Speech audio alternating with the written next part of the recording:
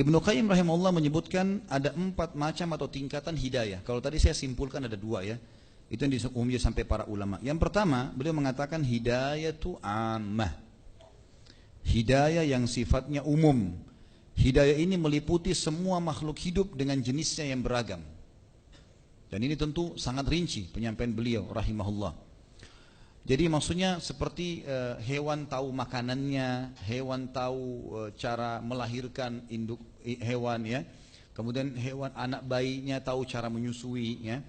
Kita mungkin semua juga begitu tahu bagaimana ini tangan fungsinya untuk ini ya. Kemudian dan seterusnya mata melihat, telinga mendengar dan ini semua namanya hidayah ammah dan ini masuk dalam seluruh makhluk tidak terkecuali.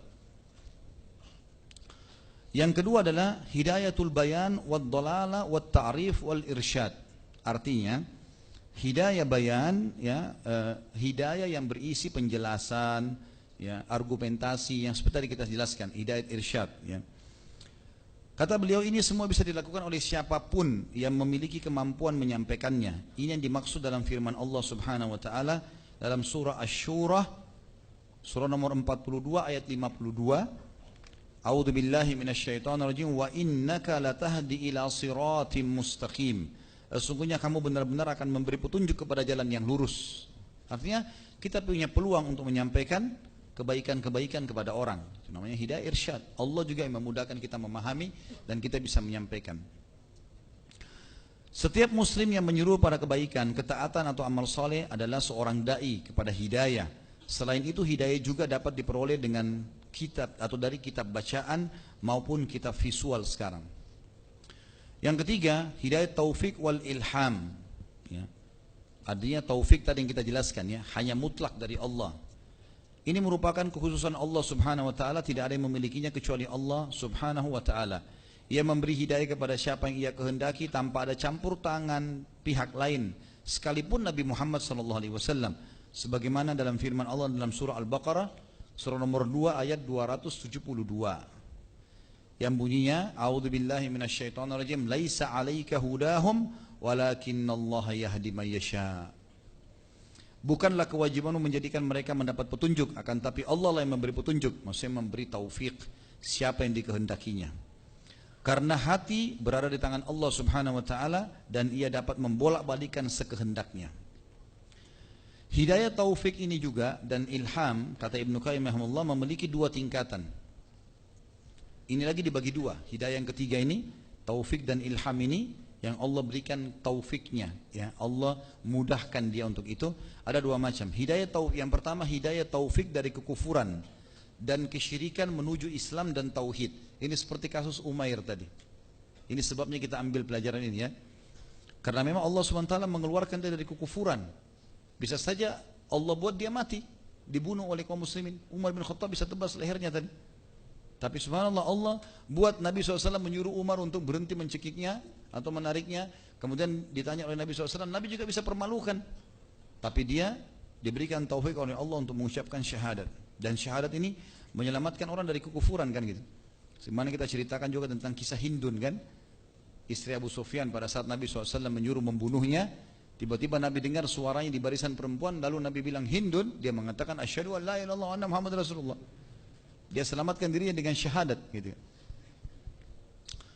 Hidayah ini diperoleh oleh seseorang yang sebelumnya kafir dan musyrik dengan mengucapkan 2 kalimat syahadat beserta segenap ketentuan dan persyaratannya.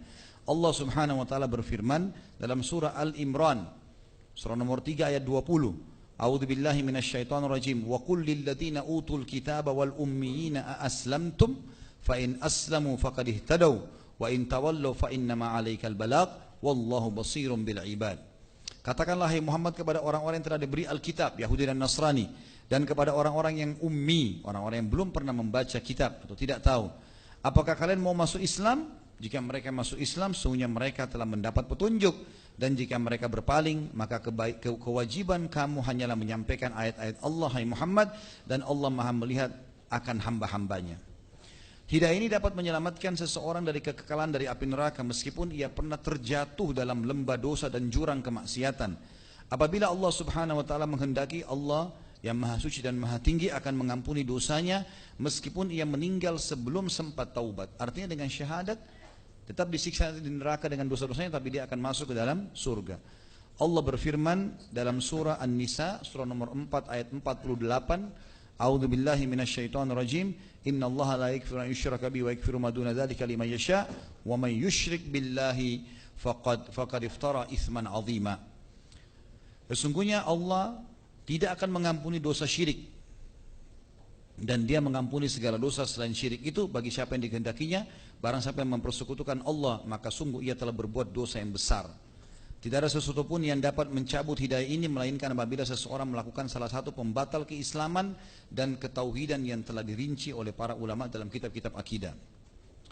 Yang kedua tadi itu ya, hidayah taufik Allah berikan kepada orang kafir masuk Islam, seperti kasus Umair. Sekarang yang kedua adalah hidayah taufik, kata Ibnu Qayyim, dari kebid'aan, bid'ah, perbuatan-perbuatan yang dikarang-karang, menuju ke sunnah, dan dari kemaksiatan menuju ketaatan, dan dari dosa menuju ke ibadah. Artinya orang sudah muslim tapi Allah selamatkan dia.